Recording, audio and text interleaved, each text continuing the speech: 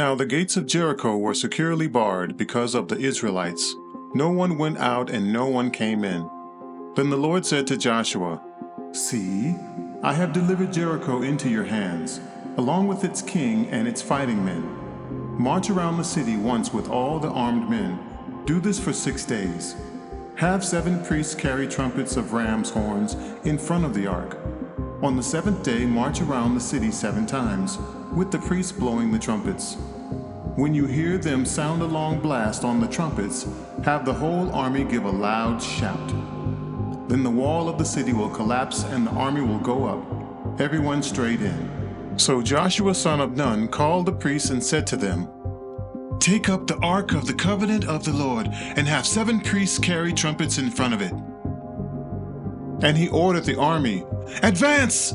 March around the city with an armed guard going ahead of the ark of the Lord."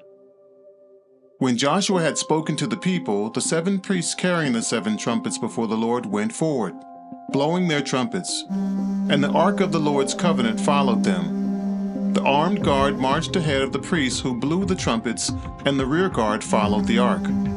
All this time the trumpets were sounding, but Joshua had commanded the army, "Do not give a war cry. Do not raise your voices.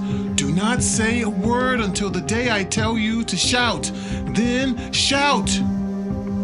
So he had the ark of the Lord carried around the city, circling it once. Then the army returned to camp and spent the night there. Joshua got up early the next morning, and the priests took up the ark of the Lord.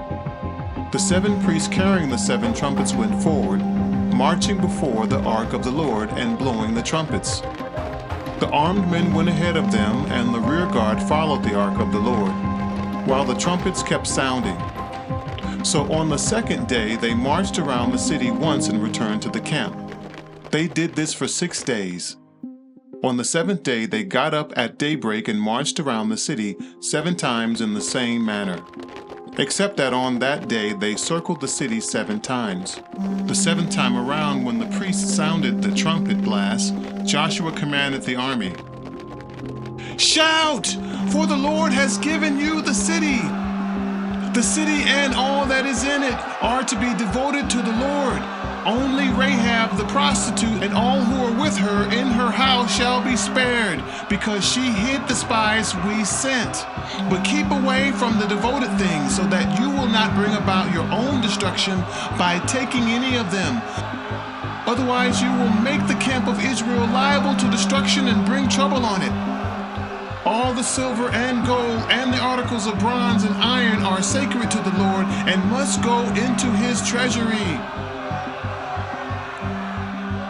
When the trumpet sounded, the army shouted, and at the sound of the trumpet, when the men gave a loud shout, the wall collapsed.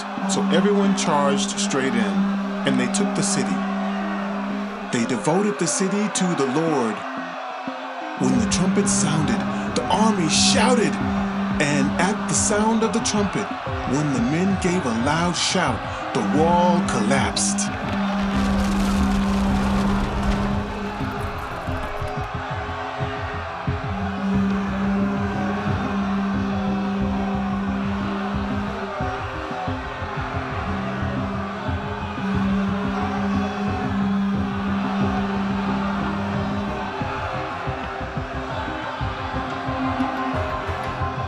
So everyone charged straight in, and they took the city. They devoted the city to the Lord and destroyed with the sword every living thing in it, men and women, young and old, cattle, sheep, and donkeys. Joshua said to the 2 men who had spied out the land, "Go into the prostitute's house and bring her out and all who belong to her, in accordance with your oath to her." So the young men who had done the spying went in and brought out Rahab, her father and mother, her brothers and sisters, and all who belonged to her. They brought out her entire family and put them in a place outside the camp of Israel. Then they burned the whole city and everything in it, but they put the silver and gold and the articles of bronze and iron into the treasury of the Lord's house. But Joshua spared Rahab the prostitute with her family and all who belonged to her, because she hid the men Joshua had sent as spies to Jericho, and she lives among the Israelites to this day.